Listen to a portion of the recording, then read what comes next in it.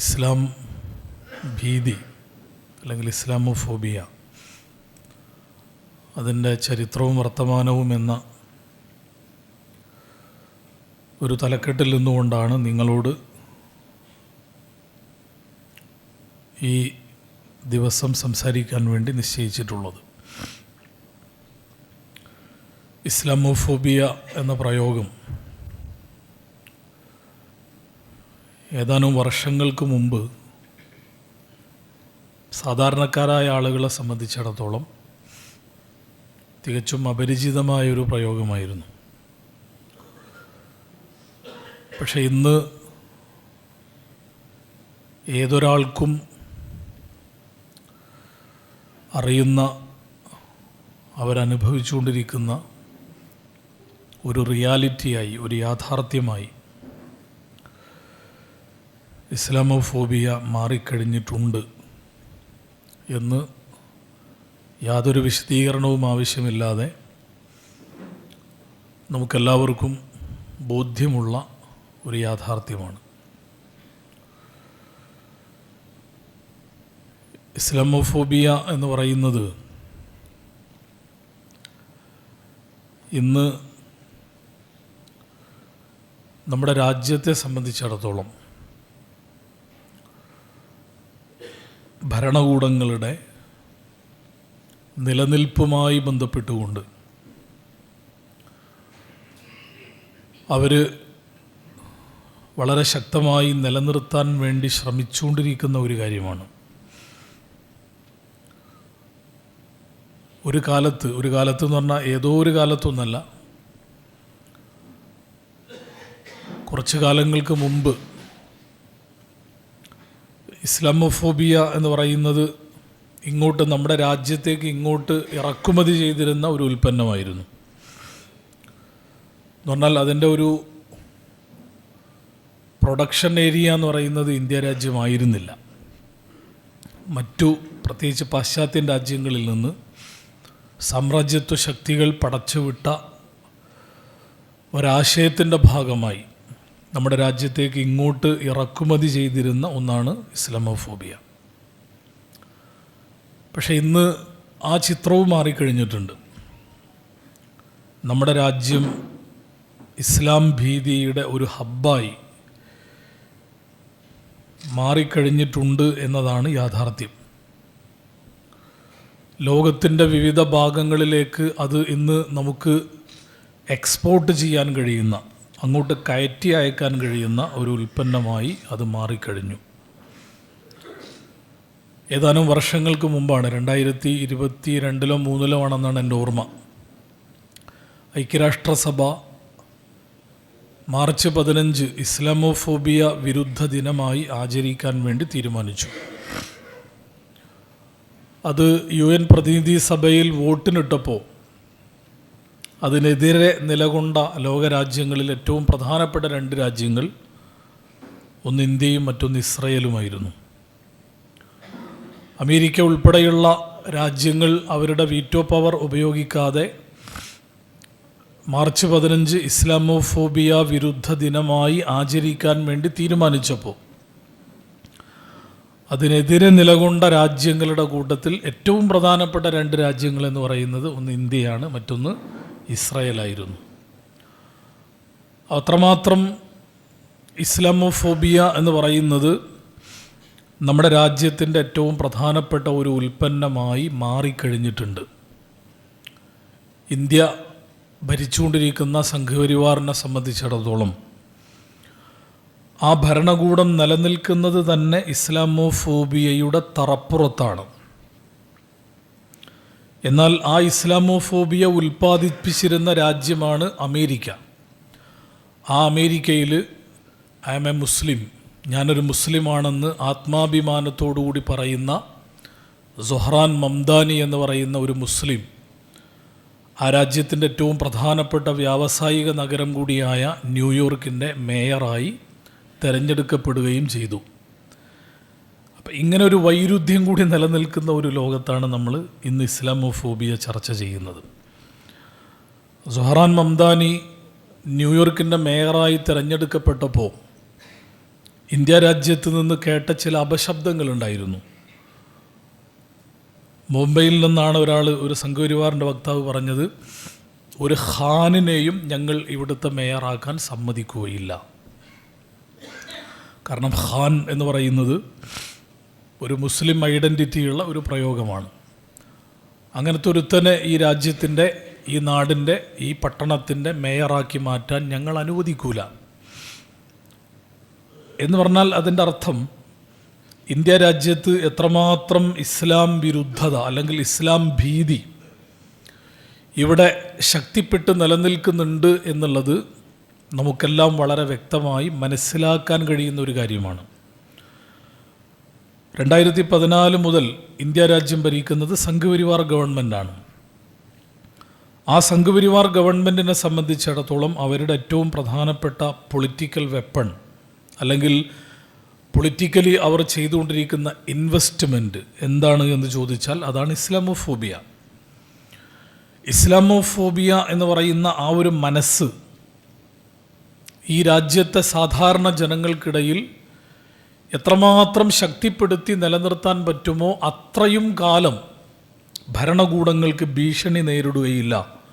തങ്ങൾക്ക് ഇനിയും ദീർഘകാലം ഭരണം നടത്തിക്കൊണ്ട് മുന്നോട്ട് പോകാൻ കഴിയും എന്ന് ആത്മാർത്ഥമായും മനസ്സിലാക്കി അതിനനുസരിച്ചു കൊണ്ടുള്ള പൊളിറ്റിക്കൽ സ്ട്രാറ്റജികൾ ഇന്ത്യ രാജ്യത്ത് നിരന്തരമായി രൂപപ്പെട്ടുകൊണ്ടിരിക്കുന്നുണ്ട് എന്നുള്ളതും നമുക്കറിയാവുന്ന കാര്യമാണ്. 2024 നടന്ന ലോക്സഭാ തെരഞ്ഞെടുപ്പിൽ ഇന്ത്യയുടെ പ്രധാനമന്ത്രി നരേന്ദ്രമോദി ഏകദേശം 160-ലധികം വരുന്ന പബ്ലിക് മീറ്റിങ്ങുകളിൽ അദ്ദേഹം പ്രസംഗിച്ചിട്ടുണ്ട്. ആ പ്രസംഗങ്ങളെല്ലാം നിങ്ങൾക്ക് യൂട്യൂബിൽ അവൈലബിളാണ്. എന്തായിരുന്നു ആ പ്രസംഗങ്ങളുടെ കണ്ടൻറ്റ് എന്നുള്ളത് നമ്മൾ പരിശോധിച്ചു കഴിഞ്ഞാൽ 10 വർഷം രാജ്യം ഭരിച്ചൊരു ഭരണകൂടം അടുത്ത ടേമിലെ ഇലക്ഷന് വേണ്ടി മത്സരിക്കുമ്പോൾ സ്വാഭാവികമായും അവർ രാജ്യത്തുള്ള ജനങ്ങളോട് പറയേണ്ടത് എന്തിനെക്കുറിച്ചാണ്? ഞങ്ങൾ ഈ രാജ്യം 10 വർഷം ഭരിച്ചവരാണ്, ഇനിയും ഞങ്ങളെ നിങ്ങൾ ഭരണത്തിലേറ്റണം, കാരണം ഞങ്ങൾ ഈ രാജ്യത്ത് കൊണ്ടുവന്ന വികസന പ്രവർത്തനങ്ങൾ അത്രമാത്രമാണ്, ഞങ്ങൾ ഈ രാജ്യത്ത് കൊണ്ടുവന്ന പുരോഗതി, ഈ രാജ്യത്തിൻ്റെ വളർച്ചയുമായി ബന്ധപ്പെട്ടുകൊണ്ടുള്ള പട്ടിക നിരത്തിക്കൊണ്ട് ഇതിൻ്റെ തുടർച്ച ഈ രാജ്യത്ത് നിലനിൽക്കണമെങ്കിൽ ഞങ്ങൾ വീണ്ടും അധികാരത്തിൽ വരണം. ഇതാണല്ലോ ഒരു ഭരണകൂടം തെരഞ്ഞെടുപ്പിന് അഭിമുഖീകരിക്കുമ്പോൾ ആ രാജ്യത്തുള്ള ജനങ്ങളോട് പറയേണ്ടത്. പക്ഷേ ഇയാളുടെ പ്രസംഗത്തിൽ അങ്ങനെയൊന്നും നിങ്ങൾക്ക് കാണാൻ പറ്റില്ല. മറിച്ച് ആ പ്രസംഗത്തിൻ്റെ ഒരു 90% കണ്ടൻറ്റ് എന്തായിരുന്നു എന്ന് ചോദിച്ചു കഴിഞ്ഞാൽ സാധാരണ മനുഷ്യർക്കിടയിൽ ഇസ്ലാമിനോടുള്ള വെറുപ്പും വിദ്വേഷവും ഭീതിയും ആളിക്കത്തിക്കാൻ വേണ്ടി എന്തെല്ലാം ചെയ്യാൻ പറ്റുമോ അതെല്ലാം ഉൾക്കൊള്ളുന്ന പ്രഭാഷണങ്ങളായിരുന്നു അദ്ദേഹത്തിൻ്റേത് എന്ന് നമുക്ക് കാണാൻ സാധിക്കും. നിങ്ങൾ മറുപക്ഷത്തുള്ള ഇന്ത്യ മുന്നണിയിൽപ്പെട്ട ആളുകൾക്ക് നിങ്ങൾ വോട്ട് ചെയ്തു കഴിഞ്ഞാൽ നിങ്ങളുടെ ഹിന്ദു സ്ത്രീകളെ നോക്കിക്കൊണ്ട് അദ്ദേഹം പറഞ്ഞത്, നിങ്ങളുടെ കെട്ടുതാലി ഊരിയെടുത്തുകൊണ്ട് ഇവന്മാർ എന്തു ചെയ്യും? അവർക്ക് കൊടുക്കും. അതുകൊണ്ട് നിങ്ങൾ എന്ത് ചെയ്യാൻ പറ്റില്ല? അവർക്ക് വോട്ട് ചെയ്യാൻ പറ്റില്ല. ഇവർ വോട്ട് ചെയ്യുന്നത് ജിഹാദിൻ്റെ ഭാഗമായിട്ടാണ്. ഇവരെ നിങ്ങൾ വോട്ട് ചെയ്ത് ജയിപ്പിച്ചു കഴിഞ്ഞാൽ ഈ കൂട്ടരിവിടെ പെറ്റുപെരുകി വലുതാവും. ഇതൊക്കെയാണ് ഒരു രാജ്യത്തിൻ്റെ പ്രധാനമന്ത്രി രാജ്യത്തുള്ള ജനങ്ങളോട് തെരഞ്ഞെടുപ്പിൻ്റെ വേളയിൽ പറഞ്ഞിരുന്നത് എന്നത് അതിശയോക്തിയുള്ള വർത്തമാനമല്ല. ഈ കഴിഞ്ഞ 1 വർഷം മുമ്പ് നമ്മൾ കണ്ട ഒരു റിയാലിറ്റിയാണ്. അപ്പോൾ ആ ഒരു ഭരണകൂടത്തെ സംബന്ധിച്ചിടത്തോളം അവരുടെ കൈവശമുള്ള ഏക ആയുധം ഇസ്ലാമിനോടുള്ള ഈ വെറുപ്പ്, ഇസ്ലാമിനോടുള്ള ഈ വിദ്വേഷം എത്ര ശക്തിപ്പെടുത്തി നിലനിർത്താൻ പറ്റുമോ അത്രയും ശക്തിപ്പെടുത്തി നിലനിർത്തുക എന്ന ഒരൊറ്റ അടിസ്ഥാനത്തിലാണ്. അത് പൊളിഞ്ഞു കഴിഞ്ഞാൽ ആ ബലൂണിന് ഒരു ചെറിയ തുള വീണ് കഴിഞ്ഞാൽ അത് പൊട്ടിപ്പോകും. ആ ഒരു ബലൂണിൻ്റെ ബലത്തിലാണ്, ഇസ്ലാമോഫോബിയ എന്ന് പറഞ്ഞ ഊതി വീർപ്പിച്ച ആ ബലൂണിൻ്റെ ബലത്തിലാണ് ഇന്ത്യ രാജ്യം ഭരിക്കുന്ന ഗവൺമെൻറ് ഈ രാജ്യത്ത് അതിൻ്റെ ഭരണ സംവിധാനത്തെ നിലനിർത്തിക്കൊണ്ട് മുന്നോട്ട് പോകുന്നത്. അതുകൊണ്ട് തന്നെ അവർ നിരന്തരം പറഞ്ഞുകൊണ്ടിരിക്കുന്ന കാര്യം എന്താണ്? രാജ്യത്തിൻ്റെ പുരോഗതിയെക്കുറിച്ചോ വികസനത്തെക്കുറിച്ചോ ഒന്നുമല്ല. ഇപ്പോഴും അവർ പറഞ്ഞുകൊണ്ടിരിക്കുന്നത്, അവരുണ്ടാക്കിയൊരു ബൈനറി ഉണ്ട്, നാഷണലിസം, ദേശീയത എന്ന് പറയുന്ന ഒരു ബൈനറി. അതിൻ്റെ അപ്പുറത്തും ഇപ്പുറത്തും ഒരു കൂട്ടർ ഇപ്പുറത്തേക്ക് നിർത്തും, മറ്റൊരു കൂട്ടരെ ഇവിടെ നിർത്തും. ഇവർ ദേശദ്രോഹികളാണ്, ഇവർ ദേശസ്നേഹികളാണ്, ഇവർ രാജ്യത്തിനോട് കലാപമുണ്ടാക്കിക്കൊണ്ടിരിക്കുന്നവരാണ്, ഇവർ ഈ രാജ്യത്തെ പടുത്തുയർത്തി അതിനെ വികസിപ്പിച്ചുകൊണ്ടിരിക്കുന്നവരാണ്. ദേശദ്രോഹികളായ, ദേശത്തിനോട് കൂറില്ലാത്ത, രാജ്യത്ത് പ്രശ്നങ്ങളും പ്രയാസങ്ങളും പ്രതിസന്ധികളും മാത്രം ഉണ്ടാക്കുന്ന ഒരു കൂട്ടർ ഇവിടെ ഉണ്ട്. അവരെ നിങ്ങൾ പേടിക്കണം, അവരെ നിങ്ങൾ ഭയപ്പെടണം, അവരെ നിങ്ങൾ വെറുക്കണം, അവരോടുള്ള എല്ലാ വിദ്വേഷവും നിങ്ങൾ നിരന്തരമായി പ്രകടിപ്പിക്കണം. ഇതാണ് ഒരു ഭരണകൂടം അതിൻ്റെ ഭരണകൂടപരമായ എല്ലാ ടൂളുകളും ഉപയോഗപ്പെടുത്തിക്കൊണ്ട് നമ്മുടെ നാട്ടിൽ നിന്ന് വളരെ ശക്തമായി പ്രചരിപ്പിച്ചുകൊണ്ടിരിക്കുന്നത്. അതിൻ്റെ ഭാഗമായിട്ടാണ് മോബ് ലിഞ്ചിങ് നടന്നുകൊണ്ടിരിക്കുന്നത്. റോട്ടിലിട്ട് നിരപരാധികളായ മനുഷ്യരെ പച്ചയായി തല്ലിക്കൊല്ലാണ്.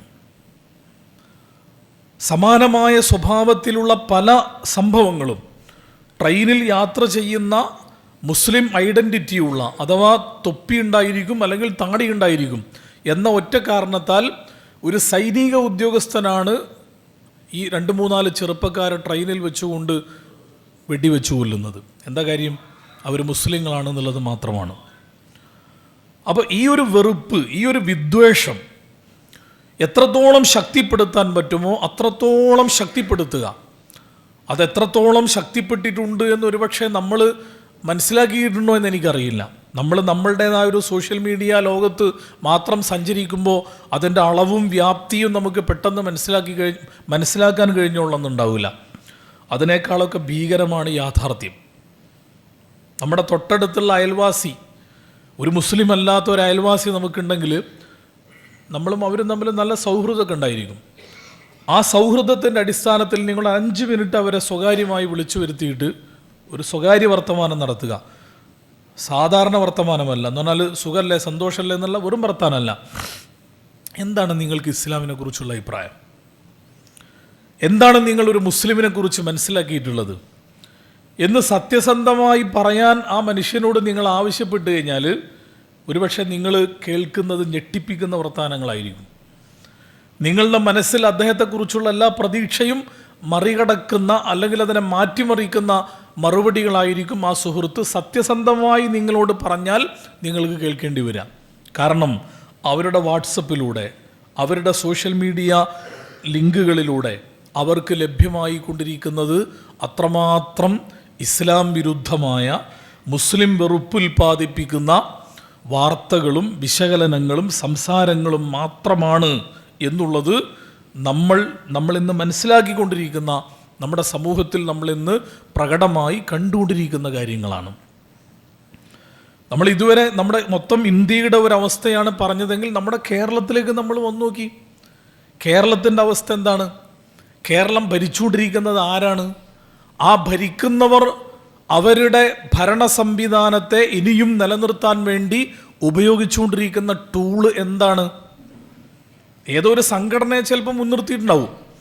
ആ സംഘടനയെ മുൻനിർത്തിക്കൊണ്ടാണെങ്കിലും അവർ പ്രചരിപ്പിച്ചുകൊണ്ടിരിക്കുന്നത് എന്താണ് എന്നത് വളരെ വ്യക്തമാണ്.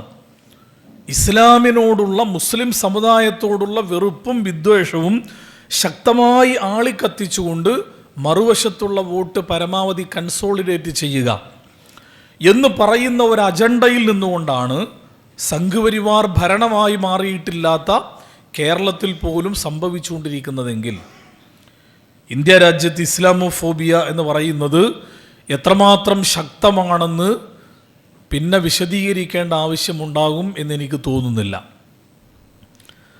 ഇതാണ് നമ്മുടെ രാജ്യത്തിൻ്റെ, ലോകത്തിൻ്റെ നിലവിലുള്ളൊരവസ്ഥ എന്ന് പറയുന്നത്. ഇന്ത്യ മാറ്റി നിർത്തിക്കഴിഞ്ഞാൽ ലോകത്തിൻ്റെ എല്ലാ ഭാഗങ്ങളിലും ഇസ്ലാമോഫോബിയ ഏറെയും കുറഞ്ഞൊക്കെ ഉണ്ട്. ഇപ്പം ഇസ്രയേൽ, നമുക്കറിയാം, ഇസ്രയേൽ ലോകത്തിൻ്റെ മുമ്പിൽ ഫലസ്തീൻ എന്ന് പറയുന്ന, ഗസ എന്ന് പറയുന്ന ആ ഒരു പ്രദേശത്തെക്കുറിച്ച് പ്രചരിപ്പിക്കുന്നതും യഥാർത്ഥത്തിൽ ഇത് തന്നെയാണ്. ആ രാജ്യത്തുള്ള, അവിടെയുള്ള ജനങ്ങൾ ഇസ്രയേൽ എന്ന് പറയുന്ന രാജ്യത്തിൻ്റെ സ്വൈരവിഹാരം തകർക്കുന്ന ഒരു വിഭാഗമാണ്. അതുകൊണ്ട് ആ ഫലസ്തീനികൾ അവിടെ നിലനിൽക്കാൻ പാടില്ല, അവരെ ഉന്മൂലനം ചെയ്യണം. ഇതാണ് ഇസ്രയേൽ എന്ന് പറയുന്ന ജൂത സയനിസ്റ്റ് രാജ്യം ഫലസ്തീനികളെക്കുറിച്ച്, ഗസക്കാരെക്കുറിച്ച് ലോകത്തുള്ള ജനങ്ങളുടെ മുമ്പിൽ പ്രചരിപ്പിച്ചുകൊണ്ടിരിക്കുന്നത്. ഹമാസ് കഴിഞ്ഞ 2023 ഒക്ടോബർ 7 നടത്തിയ തുഫാനുൽ അഖ്സ എന്ന് പറയുന്ന ഓപ്പറേഷൻ നടന്നപ്പോൾ ആ ഓപ്പറേഷൻ്റെ സന്ദർഭത്തിൽ ഹമാസിനെ കുറിച്ച് ലോക മീഡിയകളിൽ നടന്ന പ്രചരണങ്ങൾ നമുക്കറിയാം. എന്തുമാത്രം ഭീകരമായ, നട്ടാൽ മുളക്കാത്ത പച്ചക്കള്ളങ്ങൾ ആ വിഭാഗത്തെക്കുറിച്ച് നിരന്തരമായി രൂപപ്പെടുത്തിയെടുത്തുകൊണ്ട് ഹമാസ് എന്ന് പറയുന്നത്, ഫലസ്തീനികൾ എന്ന് പറയുന്നത്, ഗസക്കാർ എന്ന് പറയുന്നത് ഈ ലോകത്തിലെ ഏറ്റവും വലിയ കൊടും ഭീകരന്മാരാണ്. അവർ ഈ രാജ്യത്ത് നിലനിന്ന് കഴിഞ്ഞാൽ, അവർ ഞങ്ങളുടെ അയൽപക്കത്ത് ഇങ്ങനെ നിലനിന്ന് കഴിഞ്ഞാൽ ഈ രാജ്യത്ത് ഞങ്ങൾക്ക് ജീവിക്കാൻ പറ്റൂല. ആരാ പറയുന്നത്? പറയുന്നവരാണ് ലോകത്തിലെ ഏറ്റവും വലിയ ഭീകരവാദികൾ, പറയുന്നവരാണ് ലോകത്തിലെ ഏറ്റവും വലിയ തീവ്രവാദികൾ. അവരാണ് ലോകത്തിൻ്റെ സമാധാനം തകർക്കുന്ന അത്യധികം നികൃഷ്ടമായ പ്രവർത്തനങ്ങൾ നടത്തിക്കൊണ്ടിരിക്കുന്നവർ. പക്ഷെ അവർ മറുവശത്തെക്കുറിച്ച് ഈ പ്രചരണങ്ങൾ ശക്തമായി നടത്തിക്കൊണ്ടിരിക്കുന്നു എന്നുള്ളതാണ്. ഈ കാലത്ത് ഈ ഇസ്ലാമോഫോബിയ ഇങ്ങനെ ശക്തിപ്പെടാനുള്ള കാരണം എന്താണെന്ന് ചോദിച്ചു കഴിഞ്ഞാൽ, നമ്മൾ സാധാരണ ഈ കാലഘട്ടത്തെക്കുറിച്ച് പറയാറുണ്ട്, ഇത് സത്യാനന്തര കാലഘട്ടമാണ്, പോസ്റ്റ് ട്രൂത്ത് ഏജ് എന്ന് പറയാം. പോസ്റ്റ് ട്രൂത്ത് ഏജ് എന്ന് പറഞ്ഞു കഴിഞ്ഞാൽ കളവ് പറഞ്ഞുകൊണ്ട് തന്നെ, പറയുന്നത് കളവാണെന്ന് പറയുന്നവനറിയാം, ഈ ചങ്ങാതി പറയുന്നത് കളവാണെന്ന് കേൾക്കുന്നവർക്കും അറിയാം. അങ്ങനെ പറയുന്നത് കള്ളമാണെന്ന് പറയുന്നവനും അത് കേൾക്കുന്നവനും അത് കള്ളമാണെന്ന് മനസ്സിലാക്കിക്കൊണ്ടും അതിനെ അംഗീകരിക്കുന്ന, അതിനെ എൻഡോസ് ചെയ്യുന്ന ഒരു നിലപാട് സ്വീകരിക്കുന്ന ഒരു കാലം എന്നുള്ളതാണ് പോസ്റ്റ് ട്രൂത്ത് ഏജ് എന്ന് പറയുന്ന കാലഘട്ടത്തിൻ്റെ സവിശേഷതയായി നമ്മൾ പറയുന്നത്. നമ്മൾ പണ്ട് ഈ ഗീബൽസിയൻ നുണകൾ എന്ന് പറയാറുണ്ട്.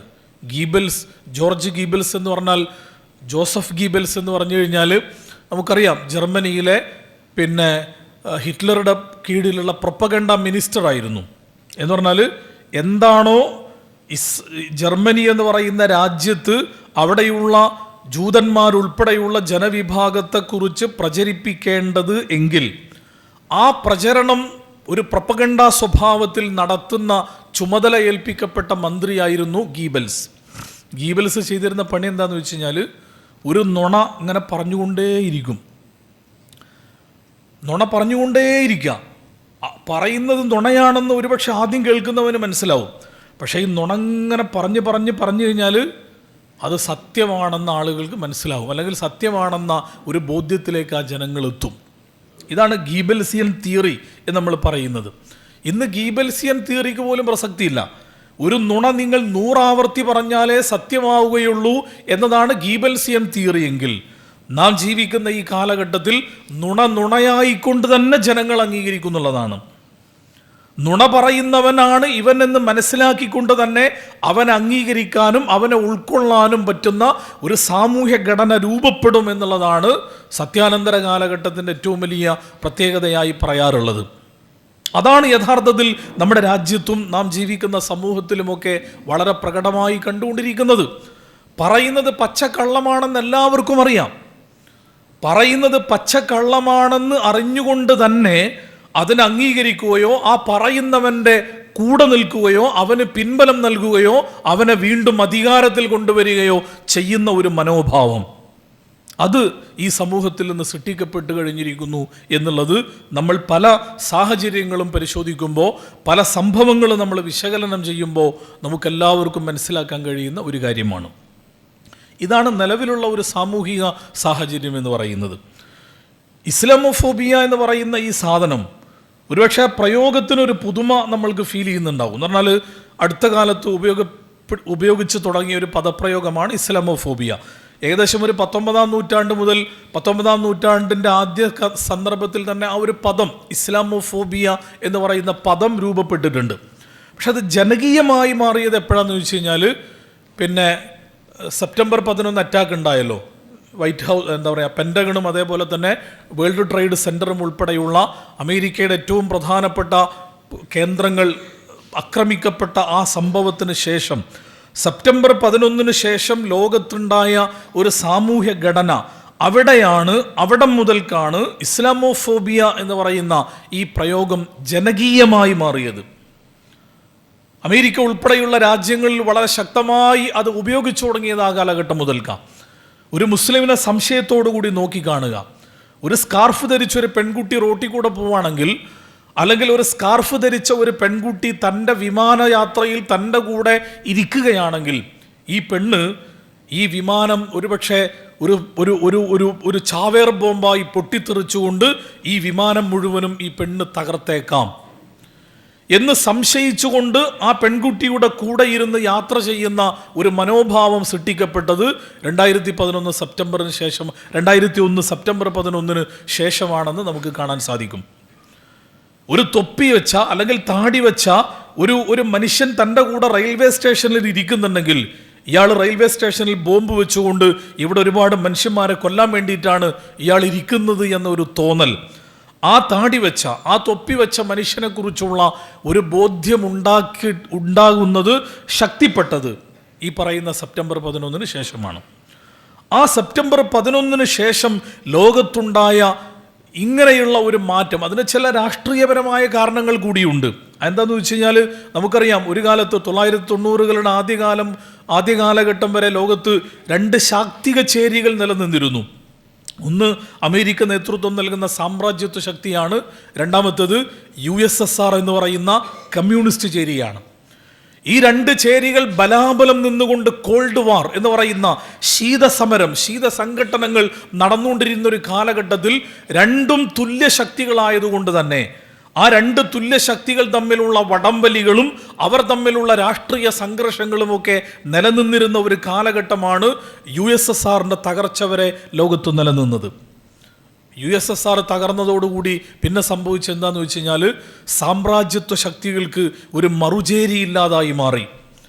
ഏതൊരു ശക്തിക്കും ഒരു മറുചേരി ഇല്ലാതെ മുന്നോട്ട് പോകാൻ കഴിയില്ല എന്നുള്ളത് ഒരു സാമൂഹിക യാഥാർത്ഥ്യമാണ്. എന്ന് പറഞ്ഞാൽ ലോകത്ത് പല ശക്തികളും മുന്നോട്ട് പോയത് ഒരു ശത്രുവിനെ പ്രതിഷ്ഠിച്ചുകൊണ്ടാണ്. ഒരു ശത്രുവില്ലെങ്കിൽ മുന്നോട്ട് പോകാൻ കഴിയില്ല. അങ്ങനത്തെ ഒരു നിലപാടില്ലാത്ത ഒരു ദർശനം ഈ ലോകത്തുണ്ടെങ്കിൽ അത് ഇസ്ലാം മാത്രമേ ഉള്ളൂ. അത് വേറെ കാര്യം. ഇസ്ലാമിന് അങ്ങനെ ഒരു ദർശനമില്ല. അതുകൊണ്ടാണ് റസൂലുള്ളാഹി സ്വല്ലല്ലാഹു അലൈഹി വസല്ലം പറയുന്ന ഒരു ഹദീസിൽ നമുക്ക് കാണാൻ സാധിക്കും, നിങ്ങൾ ഒരിക്കലും ഒരു ശത്രുവിനെ കണ്ടുമുട്ടുന്നത് നിങ്ങൾ ഒരിക്കലും ആഗ്രഹിക്കാൻ പാടില്ല. എപ്പോഴും ഒരു ശത്രുവിനെ കണ്ടുമുട്ടിയാലേ നിങ്ങൾക്ക് മുന്നോട്ട് പോകാൻ കഴിയൂ എന്ന് നിങ്ങൾ ആഗ്രഹിക്കാൻ പാടില്ല. വസലുല്ലാഹൽ ആഫിയത്ത, നിങ്ങൾ അള്ളാഹുവിനോട് എപ്പോഴും സന്തോഷത്തോടെ സമാധാനത്തോടെ ജീവിക്കാനുള്ള അവസരത്തിന് വേണ്ടിയാണ് അള്ളാഹുവിനോട് നിങ്ങൾ ദുആ ചെയ്യേണ്ടത്. ഒരു ശത്രു ഉണ്ടെങ്കിലേ മുന്നോട്ട് പോകൂ എന്ന് പറയുന്ന ഒരു സാഹചര്യം നിങ്ങൾക്ക് ഉണ്ടാവരുത്. എന്നാൽ ഫൈദ ലഖൂകുമൂകും ഫസ്ബുതു, നിങ്ങൾ ശത്രുവിനെ കണ്ടുമുട്ടിക്കഴിഞ്ഞാൽ, ശത്രു ഉണ്ടാവാൻ പാടില്ല അല്ലെങ്കിൽ ശത്രു ഉണ്ടാകണമെന്ന് നിങ്ങൾ ആഗ്രഹിക്കാൻ പാടില്ല എന്നുള്ളത് ശരി തന്നെയാണ്.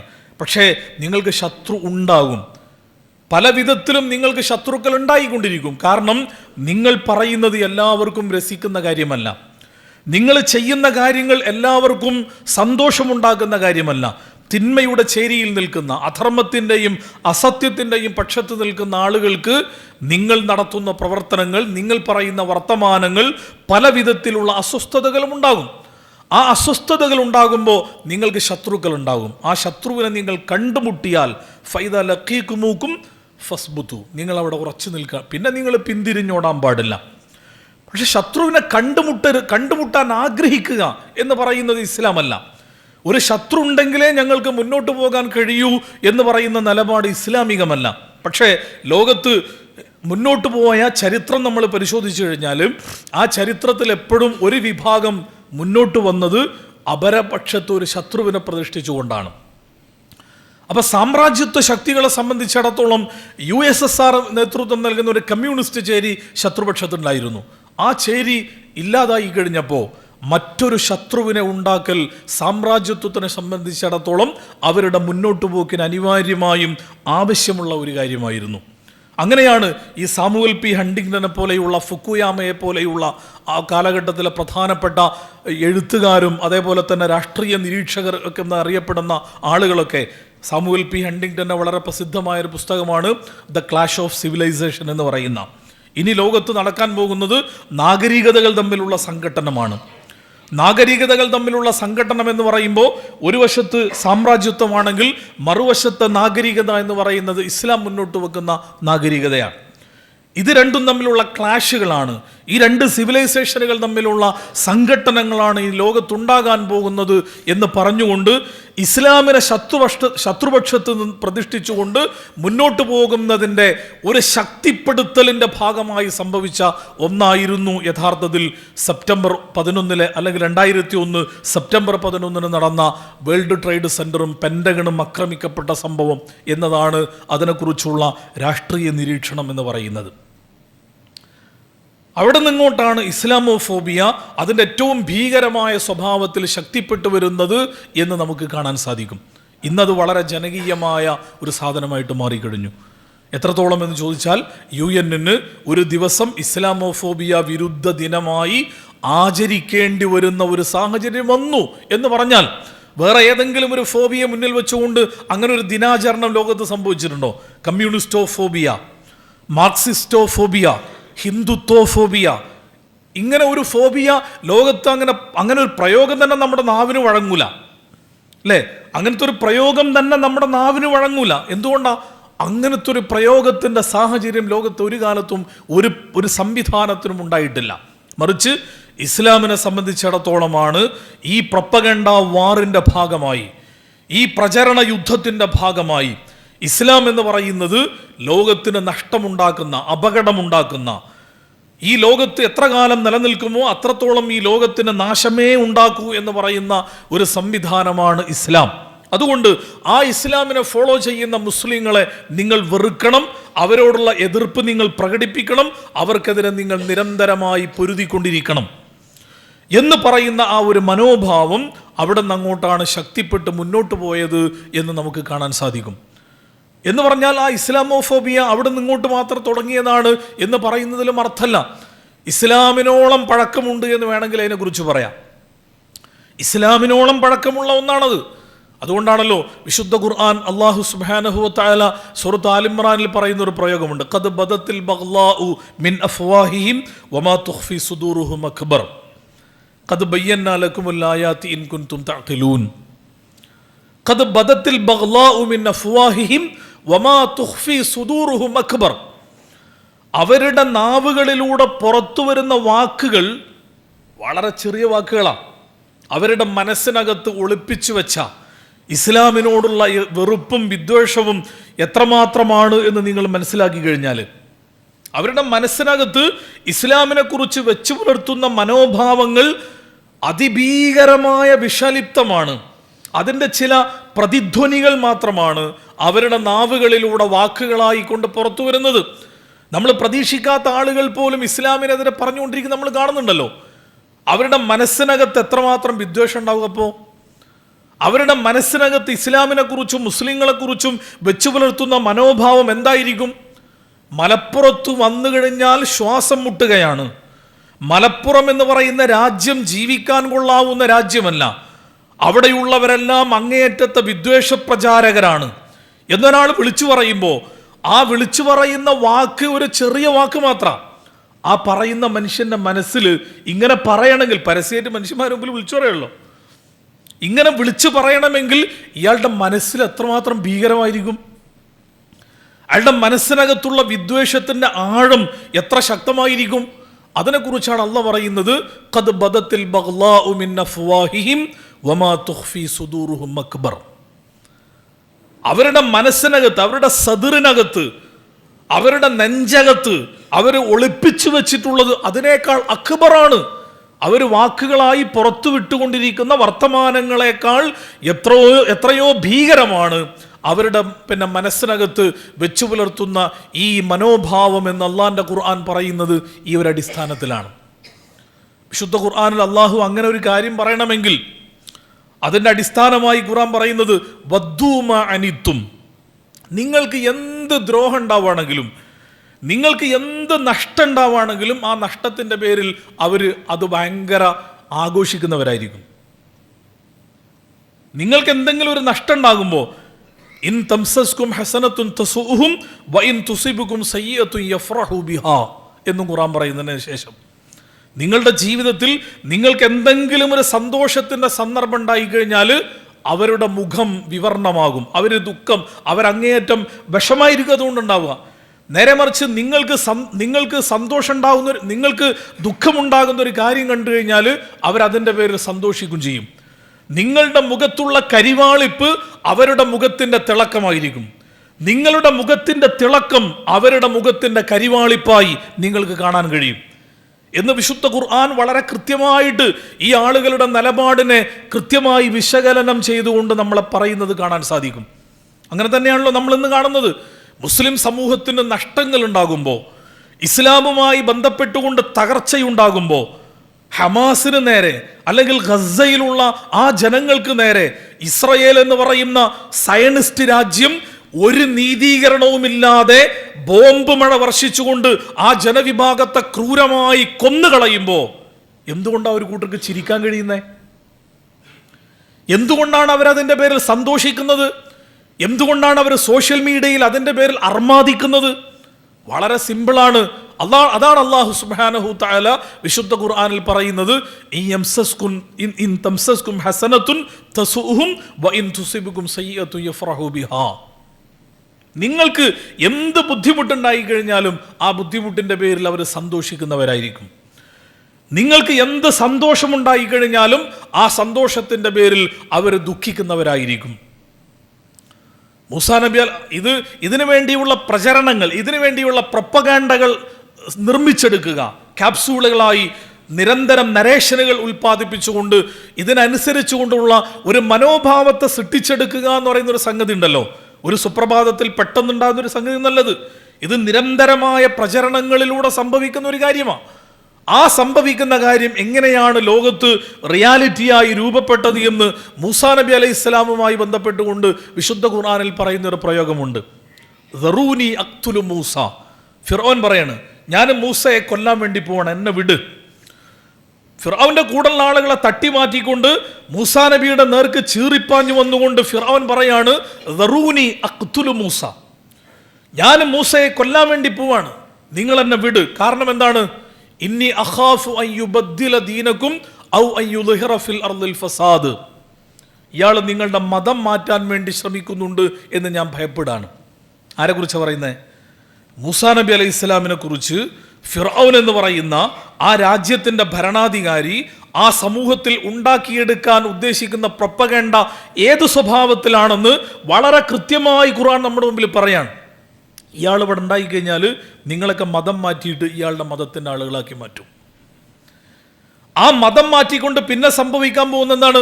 ഔ അയ്യുദ്ഹിറ ഫിൽ അർദിൽ ഫസാദ്. ഈ ഭൂമി മുഴുവനും ഫസാദായി മാറും. മതം മാറിക്കഴിഞ്ഞാൽ ആ മതം മാറ്റത്തിലൂടെ നാട് മുഴുവനും കുട്ടിച്ചോറായി മാറും. ഇതാണ് മൂസാ നബി അലൈഹി ഇസ്ലാമിനെ മുൻനിർത്തിക്കൊണ്ട് ഇങ്ങനെ ഒരു പ്രചരണം നടത്തേണ്ട ആവശ്യമൊന്നും യഥാർത്ഥത്തിൽ ഫിർഔനില്ല. ഫിർഔൻ എന്ന് പറഞ്ഞാൽ ഏകാധിപതിയായ ഒരു ഭരണാധികാരിയാ. തൻ്റെ നാട്ടിൽ ജനിക്കുന്ന ആൺകുഞ്ഞുങ്ങളെ മുഴുവനും കൊല്ലാൻ വേണ്ടി തീരുമാനിച്ച് കൊന്നുകളഞ്ഞ ലോകം കണ്ട ഏറ്റവും വലിയ ക്രൂരനായ ഭരണാധികാരിയാണ് ഫിർഔൻ എന്ന് പറയുന്ന ഭരണാധികാരി. അന റബ്ബുക്കുമുൽ അഅല, ഞാനാണ് ലോകത്തിലെ ഏറ്റവും വലിയ റബ്ബ്. മാ അലിംതു ലക്കും മിൻ ഇലാഹിൻ ഗൈരി, എന്നെ കൂടാതെ ഒരു ഇലാഹ് ഉണ്ട് എന്നുള്ള വിവരം പോലും എനിക്കില്ല. അലൈസ ലീ മുൽക്കു മിസ്ര വഹാദിഹിൽ അൻഹാറു തജ്രി മിൻ തഹ്തി. ഈജിപ്ത് എന്ന് പറയുന്ന ഈ രാജ്യം, ഇവിടെ ഒഴുകുന്ന പുഴകളും നദികളും ഒക്കെ എൻ്റെ കാലിൻ ചുവട്ടിലാണ് എന്ന് പറഞ്ഞ് സ്വന്തം അള്ളാഹുവിൻ്റെ 3 പ്രധാനപ്പെട്ട വിശേഷണങ്ങളാണല്ലോ അള്ളാഹ് മലിക്കാണ്, റബ്ബാണ്, ഇലാഹാണ് എന്ന് പറയുന്നത്. ഈ 3 വിശേഷണങ്ങളും എൻ്റേതാണെന്ന് അവകാശപ്പെട്ടുകൊണ്ട് ഒരു നാടിനെ മുഴുവനും അടക്കി ഭരിച്ച ലോകം കണ്ട ഏറ്റവും വലിയ ധിക്കാരിയായ ഭരണാധികാരിയാണ് ഫിർഔൻ. ആ ഫിർഔന് മൂസാ നബിയെ കൊല്ലണമെങ്കിൽ ഇങ്ങനെ ഒരു നരേഷൻ ബിൽഡ് ചെയ്യേണ്ട ആവശ്യമൊന്നുമില്ല. ഇങ്ങനെ ഒരു ക്യാപ്സൂള് ആ ജനങ്ങൾക്കിടയിൽ പ്രചരിപ്പിക്കേണ്ട ആവശ്യമൊന്നുമില്ല. പിന്നെയും എന്തിനാ അങ്ങനെ ചെയ്തത്? അങ്ങനെ ചെയ്തത് എന്തിനാന്ന് ചോദിച്ചു കഴിഞ്ഞാൽ, ചരിത്രത്തിൽ ഈ കൊലപാതകം രേഖപ്പെടുത്തുമ്പോൾ അതിന് ന്യായമുണ്ടായിരുന്നു എന്ന് ചരിത്രത്തിൽ വായിക്കപ്പെടണം എന്നുള്ളത് കൊണ്ടാണ്. അതിനുവേണ്ടി പറഞ്ഞതാണ് ദറൂനി അഖ്തുലു മൂസ, ഞാൻ മൂസയെ കൊല്ലാൻ വേണ്ടി പോവാണ്. ഇന്നി അഖാഫു അൻ യുബദ്ദില ദീനകും, ഇയാൾ നിങ്ങളുടെ മതം മാറ്റാൻ പോകുന്നുണ്ടെന്ന് ഞാൻ ഭയപ്പെടുന്നുണ്ട്. അതന്നല്ലേ ഇന്ന് നമ്മുടെ രാജ്യത്ത് പ്രചരിപ്പിക്കപ്പെടുന്നത്. ഇവിടെ ഉണ്ടായി കഴിഞ്ഞാൽ ഇവർ മതപരിവർത്തന നിരോധന നിയമങ്ങൾ പല സംസ്ഥാനങ്ങളിലും നടപ്പിലാക്കി കഴിഞ്ഞു. അതിൻ്റെ പേരിൽ നിരപരാധികളായ ഒരുപാട് പാവപ്പെട്ട പ്രബോധകന്മാരെ ജയിലിലിട്ടുകൊണ്ട് ക്രൂരമായി ഉത്തരേന്ത്യയിലും UP-യിലും അതേപോലെ തന്നെ ബീഹാറിലും സമാനമായ സ്റ്റേറ്റുകളിലുമൊക്കെ അതിശക്തമായ ഈ പറയുന്ന നിയമത്തിന്റെ അടിസ്ഥാനത്തിൽ നിരപരാധികളെ പിടിച്ച് ജയിലിലിട്ടുകൊണ്ട് ക്രൂരമായി പീഡിപ്പിച്ചുകൊണ്ടിരിക്കുക. ഇവർ മതം മാറ്റുന്ന ആളുകളാണ്.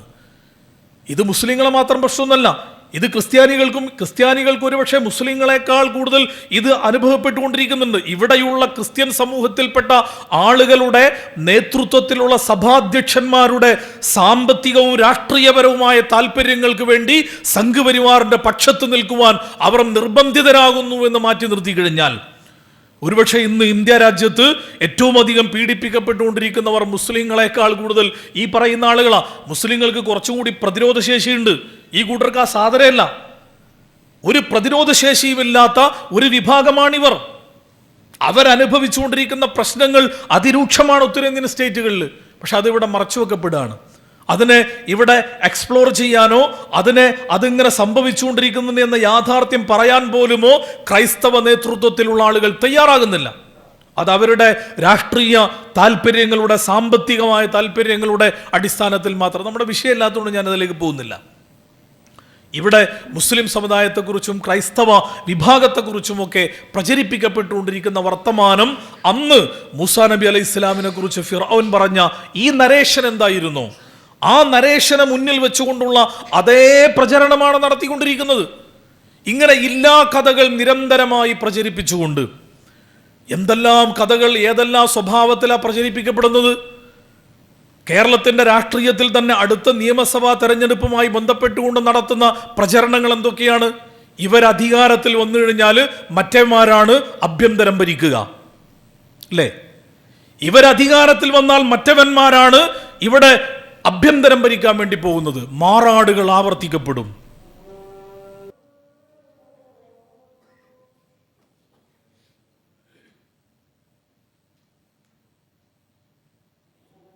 ഈ സ്വഭാവത്തിൽ ഇല്ലാ കഥകൾ പ്രചരിപ്പിച്ചുകൊണ്ടാണ് ചരിത്രത്തിൽ ഇസ്ലാമോഫോബിയ എല്ലാ കാലഘട്ടത്തിലും പ്രചരിപ്പിക്കപ്പെട്ടിട്ടുള്ളത്. മൂസാ നബി അലൈഹി ഇസ്ലാമിനെ കുറിച്ച് ഉന്നയിച്ച പ്രധാനപ്പെട്ട രണ്ടാമത്തെ നരേഷൻ ഔ അയ്യുൽഹിറ ഫിൽ അർദിൽ ഫസാദ്. ഇയാൾ ഭൂമിയിലാകെ കുഴപ്പമുണ്ടാക്കും, നാടിലാകെ കച്ചറുണ്ടാക്കും. ഈ മനുഷ്യനങ്ങനെ വിട്ടു കഴിഞ്ഞാൽ, അയാളുടെ പ്രവർത്തനങ്ങളുമായി മുന്നോട്ട് കഴിഞ്ഞാൽ ഈ നാട് മുഴുവനും ഫസാദിലകപ്പെടും എന്നുള്ളതാണ്. യഥാർത്ഥത്തിൽ ഒരു നാടിൻ്റെ ഇസ്ലാഹിന് വേണ്ടി നിയോഗിക്കപ്പെട്ട പ്രവാചകനാണ് മൂസാ നബി അലൈഹി ഇസ്ലാം. ഒരു നാട് ഫസാദിലകപ്പെട്ടുകൊണ്ട് നാട് മുഴുവനും അപകടത്തിൻ്റെ ഗർത്തത്തിലേക്ക് ആപതിക്കാൻ വേണ്ടി പോകുമ്പോൾ അതിൽ നിന്ന് മോചിപ്പിക്കാൻ വേണ്ടി അള്ളാഹു നിയോഗിച്ച പ്രവാചകനാണ് മൂസാ നബി അലൈഹി ഇസ്ലാം. ആ മൂസാ നബി അലൈഹി ഇസ്ലാമിനെ കുറിച്ച് ഭരണകൂടം അന്ന് പ്രചരിപ്പിച്ചത് നേരെ ഓപ്പോസിറ്റ് വർത്തമാനം പറഞ്ഞുകൊണ്ടാണ്. എന്ന് പറഞ്ഞാൽ ഇയാൾ നാട് കുഴപ്പത്തിലാക്കും, ഇയാൾ നാട് മുഴുവനും അപകടത്തിലാക്കാൻ വേണ്ടി പോവാണ്, അതുകൊണ്ട് ഇയാളത് ഇല്ലാണ്ടാക്കണം, ഇയാളങ്ങനെ വിടാൻ പറ്റൂല, ഇയാളുടെ പ്രവർത്തനങ്ങൾക്ക് നമ്മൾ തടയിടണം.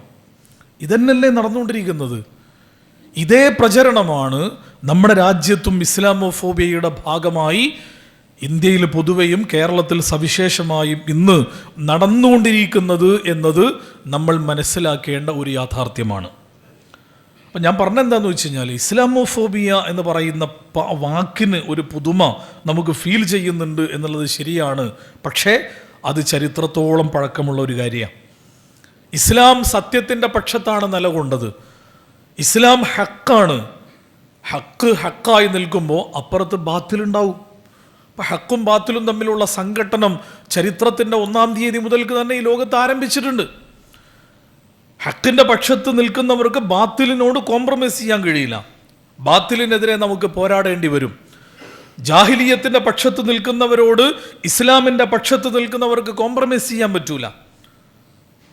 സയ്യിആത്തുകളിലൂടെ സഞ്ചരിച്ചുകൊണ്ടിരിക്കുന്ന ആളുകൾക്ക് ഹസനാത്തിൻ്റെ പക്ഷത്ത് നിൽക്കുന്ന ആളുകൾക്ക് കോംപ്രമൈസ് ചെയ്യാൻ പറ്റൂല. ഹിദായത്തിൻ്റെ വഴിയിലൂടെ സഞ്ചരിച്ചുകൊണ്ടിരിക്കുന്ന ആളുകൾക്ക് ലലാലത്തിൻ്റെ വഴിയിലൂടെ സഞ്ചരിച്ചുകൊണ്ടിരിക്കുന്നവരോട് കോംപ്രമൈസ് ചെയ്യാൻ പറ്റൂല. അപ്പോൾ ഇത് രണ്ടും തമ്മിലുള്ള സംഘട്ടനങ്ങൾ സ്വാഭാവികമായി സംഭവിക്കും. സംഭവിക്കുമ്പോൾ സംഭവിക്കുന്നത് എന്തുകൊണ്ടാണ് എന്ന് മനസ്സിലാക്കിക്കൊണ്ട് അത് എന്തെങ്കിലും ഒരു താൽക്കാലികമായ ഒരു ചപ്പടി വിദ്യയിലൂടെ പരിഹരിക്കാൻ പറ്റുന്നൊരു വിഷയമൊന്നുമല്ല ഇത്. യഥാർത്ഥത്തിൽ ഇസ്ലാമോഫോബിയ എന്ന് പറയുന്ന വിഷയം ഒരു ചപ്പടി വിദ്യയിലൂടെ പരിഹരിക്കാൻ പറ്റുന്ന വിഷയമേ അല്ല. വലാ യസാലൂന യുഖാതിലൂനകും ഹത്താ യറുദ്ദൂകും അൻ ദീനികും ഇൻ ഇസ്തതാഉ എന്ന ഖുർആൻ പറഞ്ഞത്. അവർ നിങ്ങൾക്കെതിരെ യുദ്ധം ചെയ്തുകൊണ്ടേയിരിക്കും. എത്രത്തോളം? ഹത്താ യറുദ്ദൂക്കും അൻ ദീനിക്കും ഇനിസ്തതാഉ. നിങ്ങൾ നിങ്ങളുടെ ദീന് കൈയൊഴിഞ്ഞുകൊണ്ട് നിങ്ങൾ അവരുടെ കൂടെ ചേരാൻ തയ്യാറുണ്ടോ? അതുവരെ. അതിൽ കുറഞ്ഞ ഒരു കോംപ്രമൈസിനും അവർ തയ്യാറില്ല. എന്താ ഇപ്പം ഇന്ത്യയിൽ ഈ പറയുന്ന ഇസ്ലാമോഫോബിയ പ്രചരിപ്പിച്ചുകൊണ്ടിരിക്കുന്ന ആളുകൾ പറയുന്നത് എന്താണ്? നിങ്ങൾ ഭാരതീയ സംസ്കാരത്തിൻ്റെ ഭാഗമായി നിങ്ങൾ മാറണം. ഭാരതീയ സംസ്കാരത്തിൻ്റെ ഭാഗമായി നിങ്ങൾ മാറിക്കഴിഞ്ഞാൽ നിങ്ങളും നമ്മളും ഒന്നാണ്. അല്ലാത്തയിടത്തോളം കാലം നിങ്ങൾക്ക് നേരെ നിങ്ങൾ ഞങ്ങളെ ശത്രുക്കളാണ്. ഞങ്ങൾ നിങ്ങൾക്ക് നേരെ പല വിധത്തിലുള്ള പ്രൊപ്പഗാണ്ടകൾ പ്രചരിപ്പിക്കും. നിങ്ങളെ ഇല്ലാതാക്കാൻ വേണ്ടിയുള്ള പദ്ധതികൾ ഞങ്ങൾ ആസൂത്രണം ചെയ്ത് നടപ്പിലാക്കും. NRC ആണെങ്കിലും CAA ആണെങ്കിലും അതേപോലെ തന്നെ ഏറ്റവും ഒടുവിൽ SIR എന്ന് പറയുന്ന വോട്ടേഴ്സ് ലിസ്റ്റിലെ പേര് ചേർക്കലുമായി ബന്ധപ്പെട്ടുകൊണ്ടുള്ള നിഗൂഢതകളാണെങ്കിലും എല്ലാത്തിൻ്റെയും പിന്നിലുള്ള യഥാർത്ഥ പ്രചോദനം എന്താണ് എന്ന് ചോദിച്ചു കഴിഞ്ഞാൽ, നിങ്ങൾ ശത്രുക്കളാണ്, നിങ്ങൾ രാജ്യദ്രോഹികളാണ്, നിങ്ങൾ ഈ രാജ്യത്ത് കുഴപ്പമുണ്ടാക്കുന്നവരാണ്, നിങ്ങൾ ഭാരതീയ സംസ്കാരത്തിൽ ലയിച്ചു ചേരാൻ തയ്യാറില്ലാത്തവരാണ്, നിങ്ങൾ ഒരുപക്ഷെ ഭാരതത്തെ ജന്മഭൂമിയായി കാണുന്നുണ്ടാവും, പക്ഷേ ഈ ഭാരതത്തെ നിങ്ങൾക്ക് പുണ്യഭൂമിയായി കാണാൻ കഴിയുന്നില്ല. നിങ്ങളുടെ പുണ്യഭൂമി അങ്ങ് മക്കയാണ്, നിങ്ങളുടെ പുണ്യഭൂമി അങ്ങ് റോമാണ്. അതുകൊണ്ട് റോമിനെ പുണ്യഭൂമിയായി അംഗീകരിക്കുന്ന, മക്കയെ പുണ്യഭൂമിയായി അംഗീകരിക്കുന്ന നിങ്ങളൊരിക്കലും ഭാരതീയ സംസ്കാരത്തിൽ ലയിച്ചു ചേരാൻ കഴിവുള്ളവരല്ല. അതുകൊണ്ട് നിങ്ങൾ ഈ രാജ്യത്തെ ജന്മഭൂമിയായി മാത്രം പരിഗണിച്ചാൽ പോരാ, ഈ രാജ്യത്തെ നിങ്ങൾ പുണ്യഭൂമിയായിക്കൊണ്ട് അഥവാ ഹോളി ലാൻഡ് ആയിക്കൊണ്ട് ഈ രാജ്യത്തെ നിങ്ങൾ അംഗീകരിക്കാൻ തയ്യാറുണ്ടോ? എങ്കിൽ നിങ്ങൾ ഈ ഭാരതീയ സംസ്കാരത്തിൽ ലയിച്ചു ചേരുന്നവരാണ്.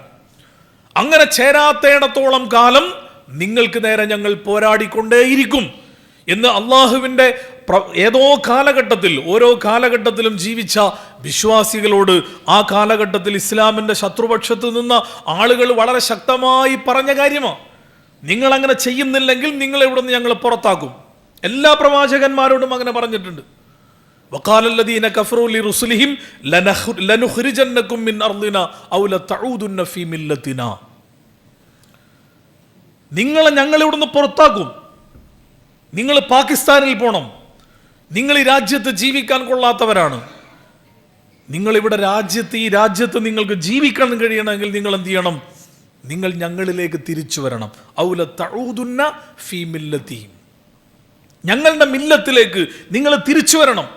ഞങ്ങളുടെ മില്ലത്തിലേക്ക് തിരിച്ചു വരാത്തേടത്തോളം കാലം നിങ്ങൾക്കിവിടെ ജീവിക്കാൻ പറ്റൂല, നിങ്ങൾ ഞങ്ങളുടെ ശത്രുക്കളാണ് എന്ന പ്രചരണം വളരെ ശക്തമായി ആ കാലഘട്ടത്തിൽ തന്നെ പ്രവാചകന്മാരുടെ പ്രബോധന പ്രവർത്തനങ്ങളെ മുന്നിൽ വെച്ചുകൊണ്ട് ഇസ്ലാമിൻ്റെ ശത്രുക്കൾ ആ കാലഘട്ടത്തിൽ പ്രഖ്യാപിച്ചിട്ടുണ്ട്.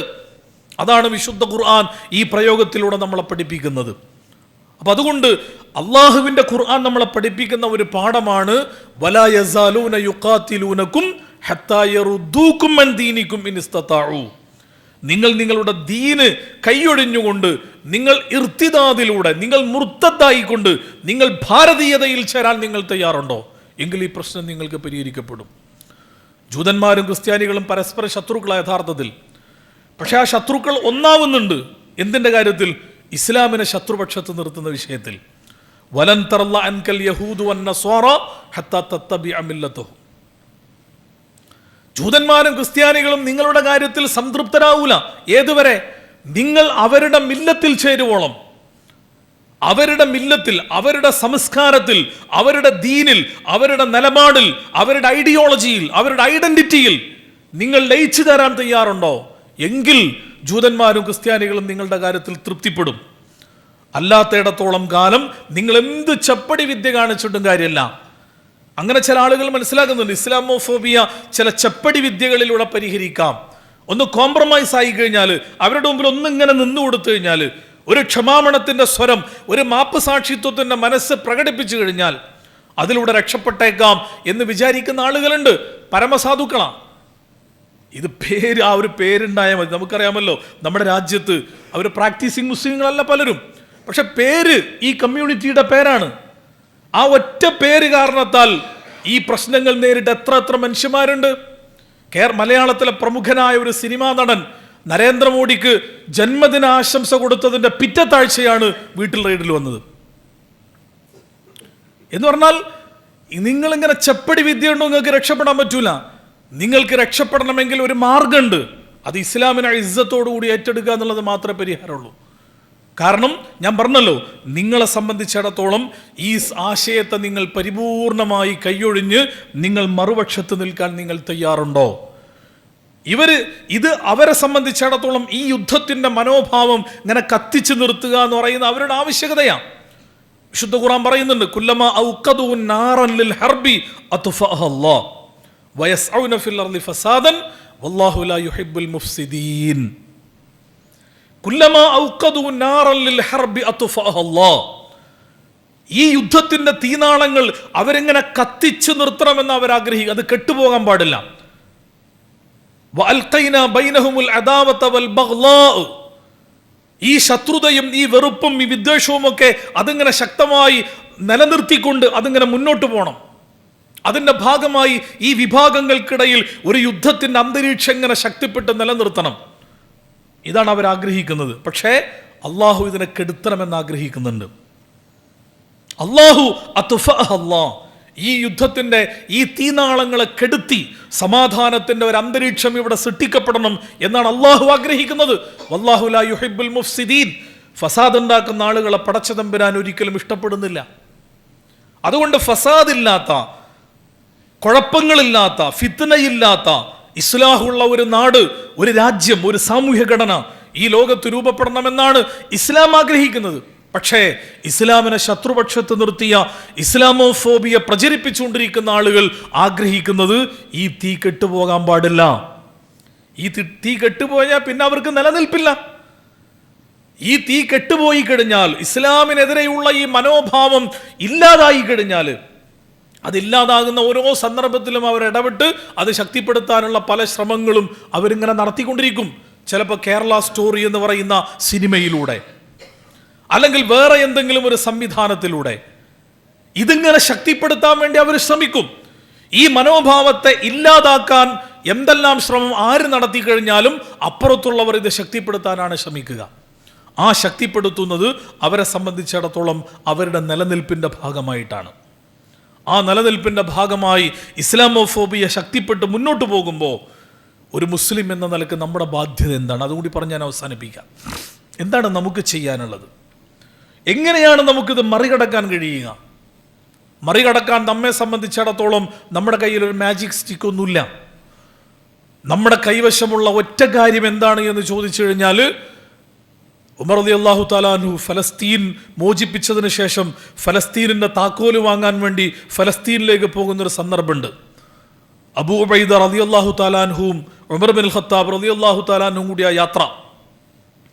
ആ യാത്രയിൽ അബൂ ഉബൈദയോട് ഉമർ ബിൻ ഖത്താബ് റളിയല്ലാഹു തആല അൻഹു പറയുന്ന ഒരു വാക്കുണ്ട്, നഹ്നു ഖൗമുൻ അഅസ്സനല്ലാഹു ബിൽ ഇസ്ലാം വമൻ ഇബ്തഗൈനൽ ഇസ്സത ബിഗൈരി ദീനില്ലാഹി അദല്ലനല്ലാഹ്. നമ്മൾ ഇസ്ലാമിലൂടെ ഇസ്സത്ത് നേടിയ ഒരു ജനതയാണ്. നമ്മുടെ ഇസ്സത്തിന്റെ മാനദണ്ഡം ഇസ്ലാമാണ്. വമൻ അഹ്സനു ഖൗലൻ മിമ്മൻ ദഅ ഇലല്ലാഹി വഅമില സ്വാലിഹൻ വഖാല ഇന്നനി മിനൽ മുസ്ലിമീൻ. ഞാനൊരു മുസ്ലിമാണെന്ന് ആരുടെ മുഖത്ത് നോക്കിയും ആത്മാഭിമാനത്തോടെ പറയുന്നവനേക്കാൾ നല്ല വർത്തമാനം പറയുന്ന ഒരു മനുഷ്യനും ഈ ലോകത്തിൽ നിന്ന് അള്ളാന്റെ ഖുർആൻ പറയുന്നുണ്ട്. ഞാനൊരു മുസ്ലിമാണ്. എൻ്റെ ഇസ്ലാമിൻ്റെ ഐഡന്റിറ്റി, എൻ്റെ ഇസ്ലാമികമായ ഐഡിയോളജി, അത് ഒരാളുടെ മുമ്പിൽ ഞാൻ അടിയറ വെക്കുന്ന പ്രശ്നമല്ല. ആര് എന്ത് തലകുത്തി മറിഞ്ഞാലും, ആര് എന്ത് പ്രകോപനങ്ങൾ ഉണ്ടാക്കി കഴിഞ്ഞാലും, ആര് എന്ത് അജണ്ടകൾ സൃഷ്ടിക്കാൻ വേണ്ടി ശ്രമിച്ചു കഴിഞ്ഞാലും ഞാനൊരു മുസ്ലിമാണ്, അള്ളാഹുവിൻ്റെ ദീന് വിട്ടുകൊണ്ട് ഞാൻ ഒരു കോംപ്രമൈസിനും തയ്യാറല്ല എന്ന ആർജവമുള്ള നിലപാട് സ്വീകരിച്ചുകൊണ്ടല്ലാതെ ഇസ്ലാമോഫോബിയ എന്ന് പറയുന്ന ഈ മനോഭാവത്തെ മറികടക്കാൻ എന്തെങ്കിലും കുറുക്കുവഴികൾ നമ്മുടെ മുമ്പിൽ ഉണ്ട് എന്ന് വിശ്വസിക്കുന്നത് തന്നെ യഥാർത്ഥത്തിൽ അബദ്ധമാണ്. നമ്മുടെ മുമ്പിൽ ആ ഒരൊറ്റ വഴിയുള്ളൂ. അള്ളാഹുവിൻ്റെ പ്രവാചകന്മാർ ഈ പ്രതിസന്ധികളെ മറികടന്നത് അങ്ങനെയാണ്. പ്രവാചകന്മാരുടെ കൂടെ നിന്ന സ്വഹാബികൾ ഇതിനെ മറികടന്നത് അങ്ങനെയാണ്. ചരിത്രത്തിൽ മുജദ്ദിദുകളായി അറിയപ്പെടുന്ന നവോത്ഥാന നായകന്മാർ ഇത്തരം പ്രതിസന്ധി ഘട്ടങ്ങളെ ഓവർകം ചെയ്തത് ഈ ഒരു നിലപാട് സ്വീകരിച്ചുകൊണ്ടാണ്. അതുകൊണ്ട് ഇസ്ലാമിനെ ഇസ്സത്തോടുകൂടി നെഞ്ചേറ്റാൻ നമ്മൾ തയ്യാറുണ്ടോ? ഈ ചോദ്യത്തിന് പോസിറ്റീവായ മറുപടി പറയാൻ മുസ്ലിം ഉമ്മത്തിന് കഴിയുക എന്നതല്ലാതെ ഈ പ്രതിസന്ധി ഘട്ടങ്ങളെ മറികടക്കുവാൻ നമ്മുടെ മുമ്പിൽ യഥാർത്ഥത്തിൽ വേറെ ഒരു മാർഗവുമില്ല എന്ന് മനസ്സിലാക്കി നമുക്ക് മുന്നോട്ട് പോകാൻ കഴിയുക എന്നുള്ളതാണ്. അള്ളാഹുവിന്റെ ഖുർആൻ നമ്മോട് ചോദിക്കുന്ന ഒരു ചോദ്യമുണ്ട്. യാ അയ്യുഹല്ലദീന ആമനു മാലക്കും ഇദാ ഖീല ലക്കും ഉൻഫിറൂ ഫീ സബീലില്ലാഹി ഇസ്സാഖൽതും ഇലൽ അർള് അറളീതും ബിൽ ഹയാത്തിദ് ദുനിയ മിനൽ ആഖിറ ഫമാ മതാഉൽ ഹയാത്തിദ് ദുനിയ ഫിൽ ആഖിറതി ഇല്ലാ ഖലീൽ ഇല്ലാ തൻഫിറൂ യുഅസ്സിബുകും അദാബൻ അലീമൻ വയസ്തബ്ദിൽ ഖൗമൻ ഗൈറകും വലാ തദുറുഹു ശൈആ വല്ലാഹു അലാ കുല്ലി ഷൈഇൻ ഖദീർ. നിങ്ങൾ അള്ളാഹിന്റെ മാർഗത്തിൽ ഇറങ്ങിപ്പുറപ്പെടണമെന്ന് അള്ളാഹു നിങ്ങളോട് ആവശ്യപ്പെടുമ്പോൾ എന്ന് പറഞ്ഞാൽ അള്ളാഹുവിന്റെ ദീനിനെ നെഞ്ചേറ്റിക്കൊണ്ട് ഇസ്ലാം ഈ സ്വഭാവത്തിൽ വലിയ തോതിൽ പ്രതിസന്ധികൾ അഭിമുഖീകരിച്ചുകൊണ്ടിരിക്കുമ്പോൾ ഇസ്ലാമിനെ കുറിച്ചും മുസ്ലിം ഉമ്മത്തിനെ കുറിച്ചും വലിയ തോതിലുള്ള തെറ്റിദ്ധാരണകൾ പ്രചരിപ്പിക്കപ്പെട്ടുകൊണ്ടിരിക്കുമ്പോൾ ആ തെറ്റിദ്ധാരണകൾ ദൂരീകരിക്കുക എന്ന ചുമതല നിർവഹിക്കേണ്ട നിങ്ങൾ ആ ചുമതല നിർവഹിക്കാതെ നിങ്ങളുടെ വീടകങ്ങളിൽ മടിച്ചിരിക്കുകയാണെങ്കിൽ അള്ളാഹ് നിങ്ങളെ വിളിച്ച് പുറത്തിറക്കാൻ വേണ്ടി ശ്രമിക്കുമ്പോൾ പുറത്തിറങ്ങാൻ നിങ്ങൾ തയ്യാറല്ലാതെ നിങ്ങൾ നിങ്ങളുടെ വീടകങ്ങളിൽ ചുരുങ്ങാൻ തീരുമാനിക്കുകയാണെങ്കിൽ രണ്ട് കാര്യങ്ങൾ അള്ളാഹ് പറയുന്നത്. രണ്ട് കാര്യങ്ങൾ. ഒന്ന്, അള്ളാഹു നിങ്ങളെ കഠിനമായി ശിക്ഷിക്കും. യുഅദ്ദിബുകും അദാബൻ അലീമൻ വയസ്തബ്ദിൽ ഖൗമൻ ഗൈറകും. അള്ളാഹു നിങ്ങളെ കഠിനമായി ശിക്ഷിക്കും. അല്ലെങ്കിൽ അതിൻ്റെ കൂടെ നിങ്ങളെ മാറ്റി നിങ്ങൾക്ക് പകരം അള്ളാഹു മറ്റൊരു വിഭാഗത്തെ കൊണ്ടുവരും. നിങ്ങൾ തന്നെ ഇവിടെ ഉണ്ടായിക്കൊള്ളുന്ന അള്ളാഹ്ക്ക് ഒരു നിർബന്ധമല്ല. നിങ്ങളെ മാറ്റിയിട്ട് നിങ്ങൾക്ക് പകരം അള്ളാഹു മറ്റൊരു കൂട്ടരെ കൊണ്ടുവരും. ഇസ്ലാമോഫോബിയയുടെ ഭാഗമായി ഇന്ന് ലോകത്ത് ഇന്ത്യ രാജ്യത്തെ മുൻനിർത്തിക്കൊണ്ട്, ഇന്ത്യയിലെ മുസ്ലിങ്ങളെ മുൻനിർത്തിക്കൊണ്ട് പറയുന്ന ഒരു സംഗതിയുണ്ട്. ഇന്ത്യയിലെ മുസ്ലിങ്ങൾ വംശീയ ഉന്മൂലനത്തിന് വിധേയമായി കൊണ്ടിരിക്കുകയാണ്. ഇന്ത്യയിലെ മുസ്ലിങ്ങളെ വംശഹത്യക്ക് വിധേയമാക്കിക്കൊണ്ടിരിക്കുകയാണ്. ആ വംശഹത്യക്ക് വിധേയമാക്കുന്നതിൻ്റെ പദ്ധതികൾ ഇവിടെ ആസൂത്രിതമായി നടപ്പിലാക്കപ്പെട്ടുകൊണ്ടിരിക്കുകയാണ്. SIR-ലൂടെ, NRC-യിലൂടെ, CAA-യിലൂടെ, അതുപോലെ തന്നെ വരാൻ പോകുന്ന യൂണിഫോം സിവിൽ കോഡിലൂടെ, നിയമ സംവിധാനങ്ങളിലൂടെ നിങ്ങളെ എങ്ങനെ ഇടുക്കി ഞെരുക്കി നിങ്ങളെ ഒരു സെക്കൻഡ് സിറ്റിസൺഷിപ്പാക്കി മാറ്റാൻ പറ്റുമോ അതിനുവേണ്ട എല്ലാ ശ്രമങ്ങളും ഒരു വശത്ത് നടത്തിക്കൊണ്ടിരിക്കുന്നു. രണ്ടാമതോ, ഒരു മുസ്ലിം എന്ന് പറഞ്ഞാൽ ഈ രാജ്യത്ത് ജീവിക്കാൻ കൊള്ളാത്തവനാണ്, അവനെ റോട്ടിലിട്ടുകൊണ്ട് വേണമെങ്കിൽ തല്ലിക്കൊല്ലാം, ആരും ചോദിക്കൂല. ഭരണകൂടങ്ങൾ നിങ്ങൾക്ക് അനുകൂലമാണ്, നീതിന്യായ വ്യവസ്ഥകൾ നിങ്ങൾക്കെതിരെ വിധി പറയൂല എന്ന് പറയുന്ന ഒരു മനോഭാവം ഈ രാജ്യത്തിന്റെ പൊതുബോധമായി സൃഷ്ടിച്ചെടുക്കാനുള്ള എല്ലാ ശ്രമങ്ങളും ഇവിടെ നടന്നുകൊണ്ടിരിക്കുമ്പോൾ അള്ളാഹ് പറയാണ്, നിങ്ങൾ നിങ്ങളുടെ ഉത്തരവാദിത്വം യഥാർത്ഥത്തിൽ നിർവഹിക്കാൻ നിങ്ങൾ തയ്യാറില്ലാതെ പോയി കഴിഞ്ഞാൽ അള്ളാഹ് നിങ്ങളെ ശിക്ഷിക്കും. നിങ്ങൾക്ക് പകരം അള്ളാഹു മറ്റൊരു കൂട്ടരെ കൊണ്ടുവരും. അതുകൊണ്ട് ഇസ്ലാമോഫോബിയെ ചെറുക്കാൻ, അതിനെ പ്രതിരോധിച്ചുകൊണ്ട് മുന്നോട്ട് പോകാൻ മുസ്ലിം ഉമ്മത്തിന് കഴിയണമെങ്കിൽ അള്ളാഹുവിന്റെ ഖുർആൻ നമ്മളെ പഠിപ്പിക്കുന്ന ഒരു കാര്യമുണ്ട്.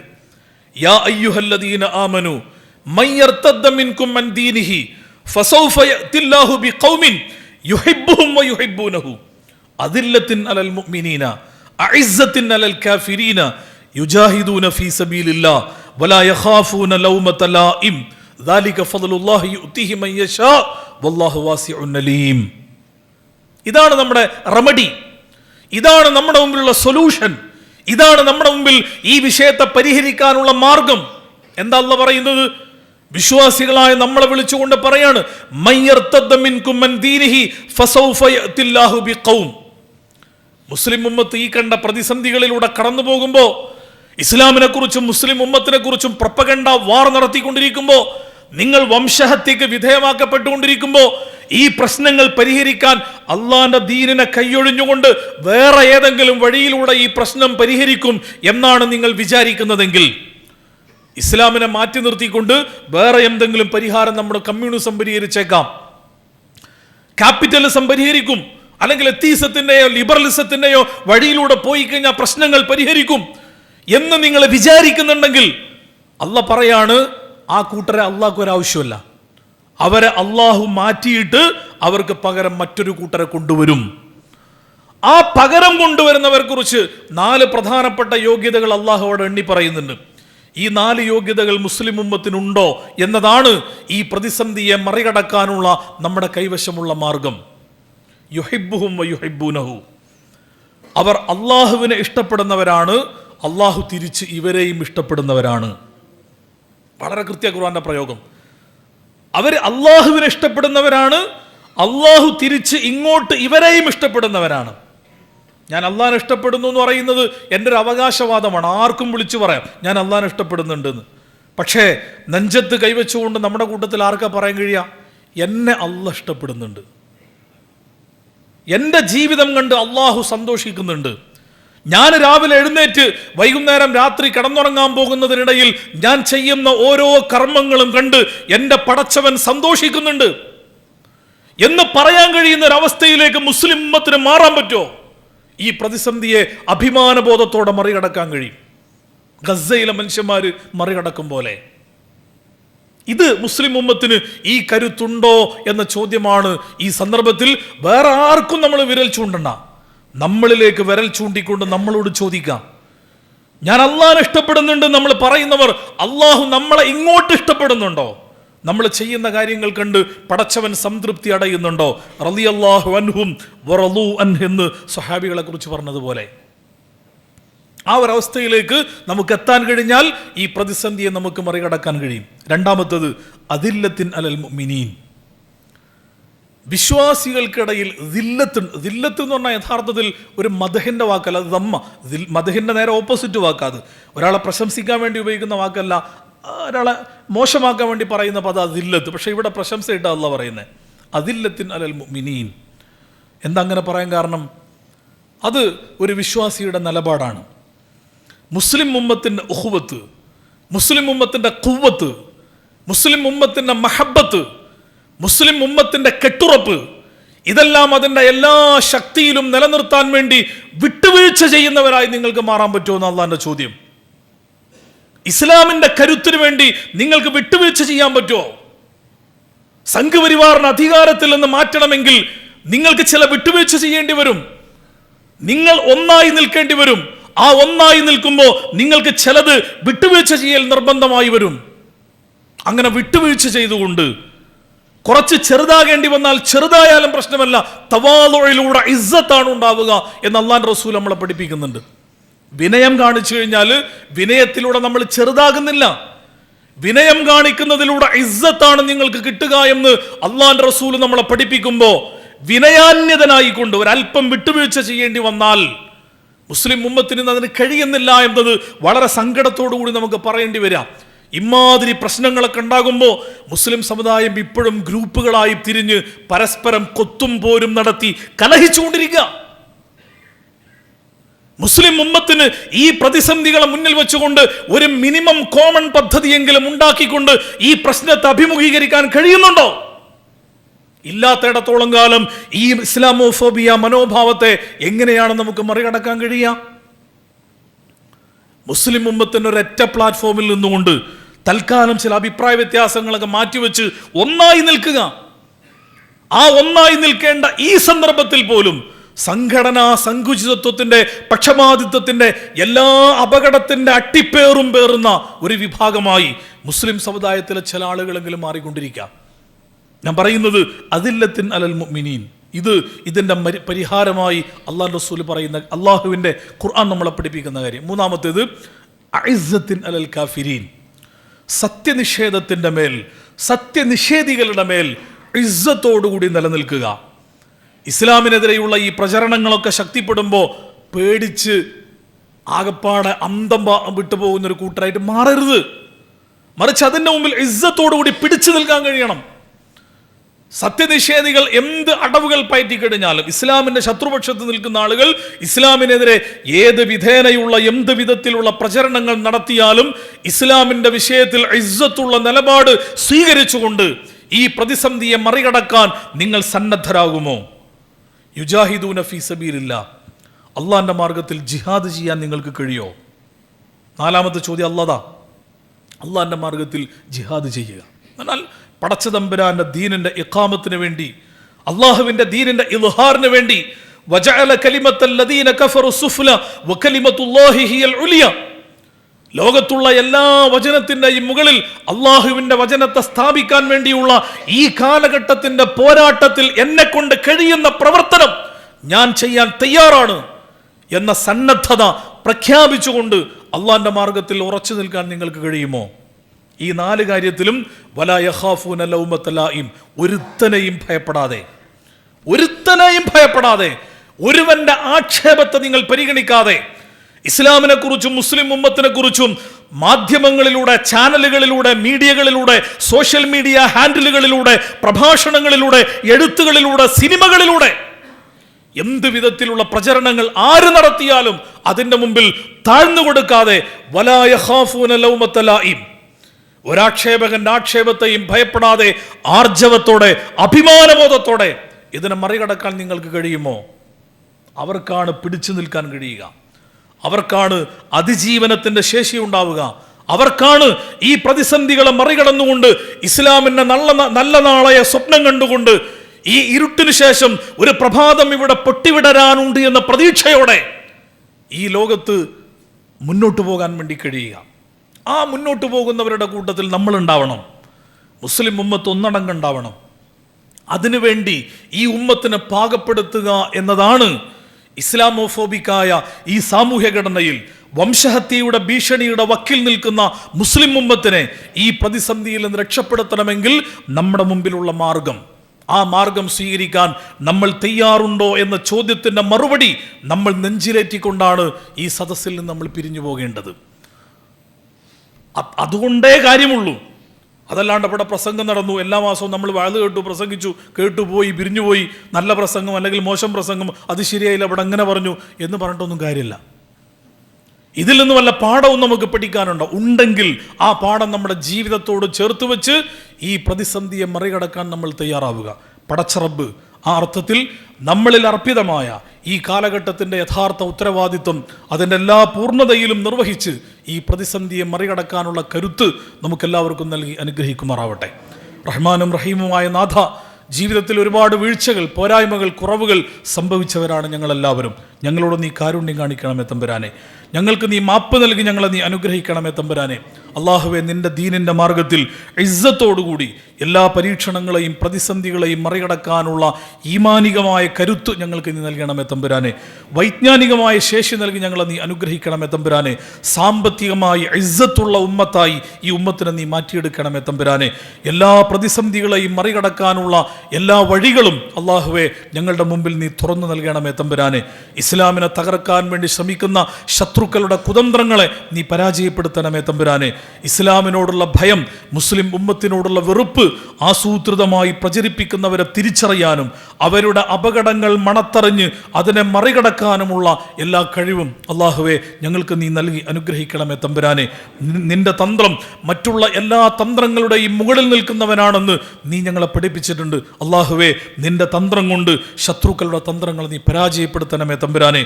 അള്ളാഹുവെ, നിന്റെ ദീനിന്റെ മാർഗത്തിൽ കർമ്മനിരതരായി മുന്നോട്ട് പോകാനുള്ള തൗഫീഖ് നൽകി ഞങ്ങളെ നീ അനുഗ്രഹിക്കണമേ തമ്പുരാനെ. അതിനാവശ്യമായ സിഹത്തും ആഫിയത്തും ആരോഗ്യവും സമയവും സമ്പത്തും ബുദ്ധിയും നൽകി അള്ളാഹുവെ ഞങ്ങളെ നീ അനുഗ്രഹിക്കണമേ തമ്പുരാനെ. പടച്ചവനെ, ഞങ്ങളുടെ കൂട്ടത്തിൽ ശാരീരികമായി രോഗങ്ങൾ കൊണ്ട് പ്രയാസപ്പെടുന്ന പലരുമുണ്ട്. ഈ സദസ്സിലിരിക്കുന്നവർ രോഗികളുണ്ട്, മാതാപിതാക്കൾ, അതേപോലെ തന്നെ പ്രായമായ മറ്റു പലരും, അതുപോലെ മാരകമായ രോഗങ്ങൾ കൊണ്ട് പ്രയാസപ്പെടുന്ന പലരും അള്ളാഹുവെ ഞങ്ങളുടെ കൂട്ടത്തിലുണ്ട്. അവർക്ക് നീ ശിഫ നൽകണമേ തമ്പുരാനെ, ആഫിയത്ത് നൽകണമേ നാഥ. ജീവിതം ഹൈറാകുന്നിടത്തോളം ആഫിയത്തോടുകൂടി ജീവിക്കാൻ, മരണം ഹൈറാകുന്ന സന്ദർഭത്തിൽ ഈമാനോടെ മരിക്കാൻ അള്ളാഹുവെ ഞങ്ങൾക്കെല്ലാം നീ തൗഫീഖ് നൽകി അനുഗ്രഹിക്കണമേ നാഥ. പടച്ചവനെ, ഞങ്ങളുടെ കൂട്ടത്തിൽ നിന്ന് മരണപ്പെട്ടു പോയ മാതാപിതാക്കൾ, ബന്ധുമിത്രാദികൾ, സഹോദരി സഹോദരങ്ങൾ, ഇണതുണകൾ, ബന്ധുമിത്രാദികൾ, സുഹൃത്തുക്കൾ എല്ലാവർക്കും നീ മഗ്ഫിറത്തും മർഹമത്തും നൽകി അനുഗ്രഹിക്കണമേ നാഥ. അവരെ ഞങ്ങളെയും നിന്റെ ജന്നാത്തുൽ ഫിർദൗസിൽ ഒരുമിച്ച് കൂട്ടണം تنبراني. ربنا تقبل دعاءنا إنك أنت السميع العليم وتب علينا إنك أنت التواب الرحيم. اللهم إنا نسألك رضاك والجنة ونعوذ بك من سخطك والنار. ربنا ظلمنا أنفسنا وإن لم تغفر لنا وترحمنا لنكونن من الخاسرين. اللهم إنا نسألك رضاك والجنة ونعوذ بك من سخطك والنار. ربنا لا تسلط علينا من لا يخافك ولا يرحمنا وكف أيدي الظالمين عنا يا خفي الألطاف. نجنا مما نخاف. اللهم يا غني يا حميد يا رحيم يا ودود أغننا بحلالك عن حرامك وبطاعتك وبفضلك عمن سواك ربنا اغفر لنا ذنوبنا وكفر عنا سيئاتنا وتوفنا مع الأبرار ربنا تقبل دعاءنا إنك أنت السميع العليم وتب علينا إنك أنت التواب الرحيم وارحمنا برحمتك يا أرحم الراحمين وصلى الله تعالى وسلم على خير خلقه سيدنا محمد وعلى آله وصحبه أجمعين برحمتك يا أرحم الراحمين والسلام عليكم ورحمة